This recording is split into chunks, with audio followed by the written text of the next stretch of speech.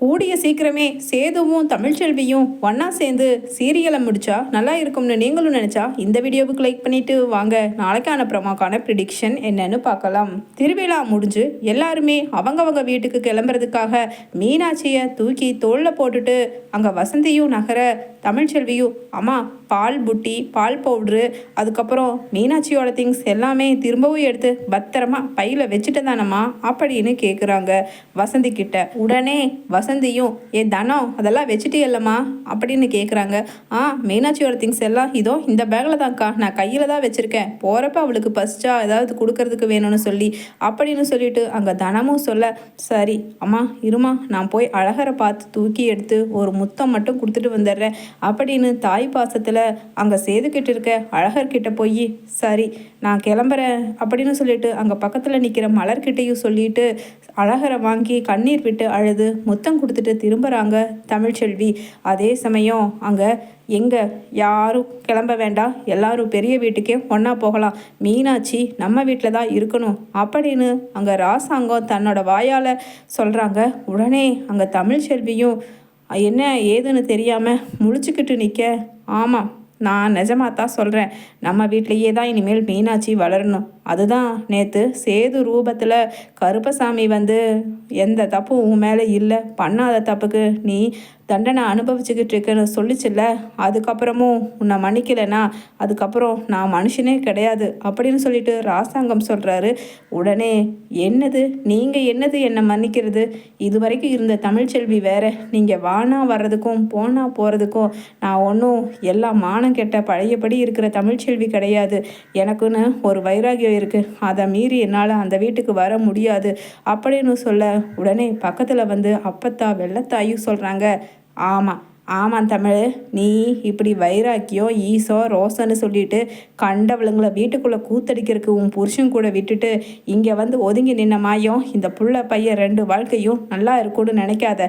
எதிர்காலத்தில் இதுங்க ரெண்டுக்கும் இவங்க அப்பன் அம்மானு 2 பேரும் ஒன்றா இருந்தீங்கன்னா தான் அதுங்க சந்தோஷமாக வாழுங்க, அதுகளோட இதை மட்டும் நினச்சி பாரு தமிழ் அப்படின்னு அங்கே அப்பத்தா வெள்ளத்தாயும் சொல்கிறாங்க. உடனே சேதுவும் அதான் கருப்பசாமி நேற்று என்னோட உடம்புல இறங்கி உன் மேலே எந்த தப்பும் இல்லைன்னு சொல்லிடுச்சுல்ல, கூடிய சீக்கிரமே அந்த தப்பு பண்ணவங்க யாருங்கிறத காமிச்சு கொடுக்குறேன்னு சொல்லியிருக்கு, நீ அந்த வீட்டில் இருந்தால் தான் இதுக்கும் மேலே சாமியோட வாக்கை மீறக்கூடாதுங்கிறதுக்கு ஒரு அர்த்தம் அப்படின்னு அங்கே சேது சொல்ல, உடனே வயிற்று எரிச்சல்ல நின்றுக்கிட்டு இருக்க ஈஸ்வரியும் ஐஸ்வர்யாவும் ஈஸ்வரி சொல்கிறாங்க ராஜாங்கத்துக்கிட்ட, மாமா என்ன மாமா பேசுகிறீங்க, இப்போ தான் சேதுவுக்கும் கல்யாணம் ஆகி அவனை நம்பி ஒருத்தி ஐஸ்வர்யான்னு அந்த வீட்டில் இருக்கா, இந்த சமயத்தில் அவன் முன்னாள் பொண்டாட்டியாக இருந்தாலும் விவாகரத்து ஆகியே இருந்தாலும் அவளை கொண்டு வந்து நம்ம வீட்டில் வச்சா சேதுவோட மனசு அவ பக்கமாக ஈர்ப்பாகிறதுக்கும் வாய்ப்பு இருக்குது தானே மாமா அப்படின்னு சொல்லிட்டு அங்கே சொல்கிறாங்க ஈஸ்வரி. உடனே ராசாங்கம் சொல்கிறாரு, ஈஸ்வரி இத்தனை நாளாக நீ எனக்கு நல்லது கேட்டது சொல்லி நான் ஒன்றையும் யோசிக்கலை, இனிமேல் கருப்பசாமியை மீறி எதுவுமே நான் யோசிக்கிறதுக்கு இல்லை, அது என்ன நடந்தாலும் சரி, இப்போதைக்கு மீனாட்சியும் தமிழ்ச்செல்வியும் அந்த வீட்டில் தான் இருக்கணும், அது கருப்பசாமியோட உத்தரவு அப்படின்னு ராசாங்கம் சொல்ல, உடனே தமிழ்ச்செல்வியும் சரி அப்படின்னு அந்த வீட்டுக்குள்ளே போகிறாங்க. ஐஸ்வர்யாவும் ஈஸ்வரியும் வீட்டுக்குள்ளே தமிழ்ச்செல்வி வந்ததுக்கப்புறமா முடிஞ்சு போச்சு, இனிமேல் இந்த சேது முழுசாக அவள் பக்கம் சாயத்தான் போகிறான், என்னமோ கருப்பசாமி வேற நம்ம பண்ணின தப்பை கண்டுபிடிச்சாருன்னு சொல்லியிருக்கு, என்னென்ன நடக்கும்போடி ஐஸ்வர்யா பயமாக இருக்குது அப்படின்னு அங்கே ஈஸ்வரியும் சொல்லிக்கிட்டு இருக்க, ரூம்குள்ளே தமிழ்ச்செல்வி மீனாட்சியோட ஒரு ரூமில் இருக்காங்க.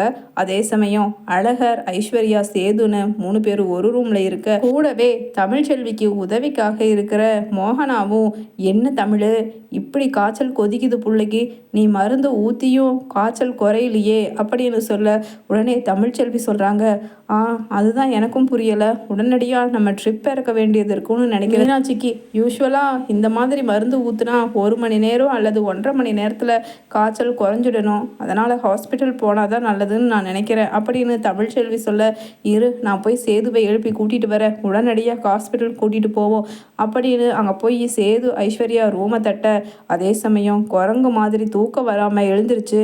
எங்கே நம்ம மாட்டிடுபணுமோ அப்படின்னு பயந்துக்கிட்டு இருக்கிற ஐஸ்வர்யாவும் நைட்டு 12-1 மணிக்கு கதவை தட்டுறதால ஷாக் ஆகி சேது எழுந்திரிச்சு போய் கதவை திறக்க பார்த்தா மோகனா நிற்கிறாங்க.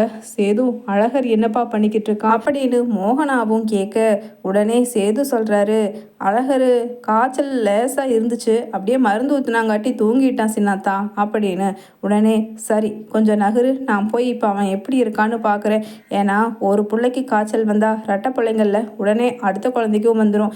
அங்கே மீனாட்சிக்கு காய்ச்சல் ரொம்ப கொதிக்குதுப்பா, இப்போ டாக்டர்கிட்ட போகணும்னு தமிழ்ச்செல்வி சொன்னான். பாப்பா அழகரையும் சேர்த்தே எடுத்துகிட்டு போயிட்டு வந்துடுவோம் அப்படின்னு அழகரையும் மீனாட்சியையும் தூக்கிக்கிட்டு ஹாஸ்பிட்டல் போகிறதுக்காக போகிறாங்க. சேதுவும் தமிழ்ச்செல்வியும் கூடவே மலரும் மோகனாவும். இங்கே ஐஸ்வர்யா, முடிஞ்சிச்சு எல்லாம் முடிஞ்சிச்சு, நீங்கள் நல்லா தூங்கிக்கிட்டு இருங்க அப்படின்னு ஈஸ்வரி ரூம் கதவை தட்டி பேசுகிறாங்க.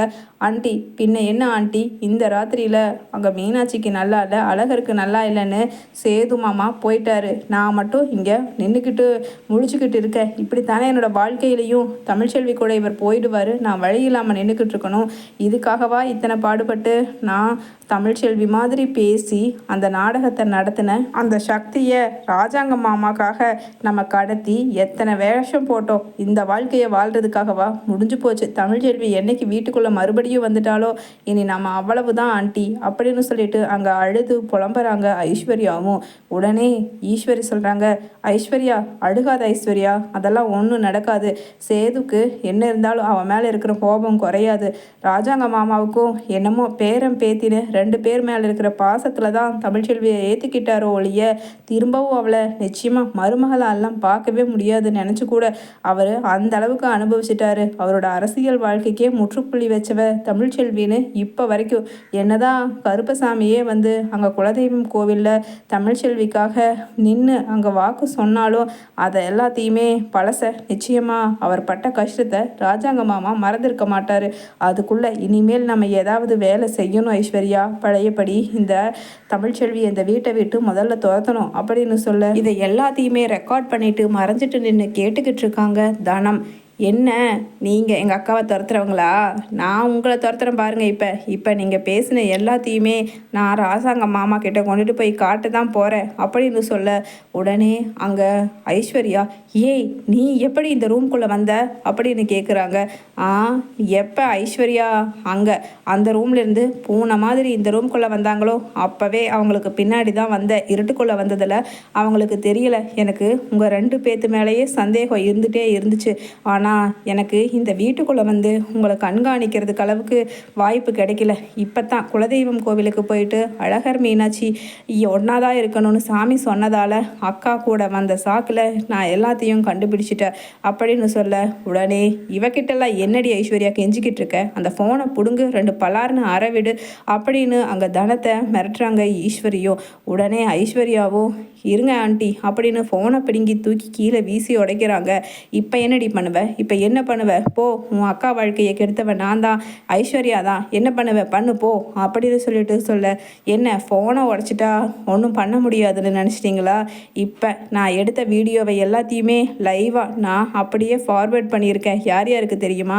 ராஜாங்க மாமா, சேது மாமா, தமிழ்ச்செல்வி அக்கான்னு எல்லாருக்குமே நான் அனுப்பிச்சாச்சு. இனிமேல் நீங்கள் ஒன்றும் பண்ணி கிடைக்க முடியாது, போங்கடி அப்படின்னு தனமும் ஐஸ்வர்யாவையும் ஈஸ்வரியையும் பார்த்து சொல்கிறாங்க.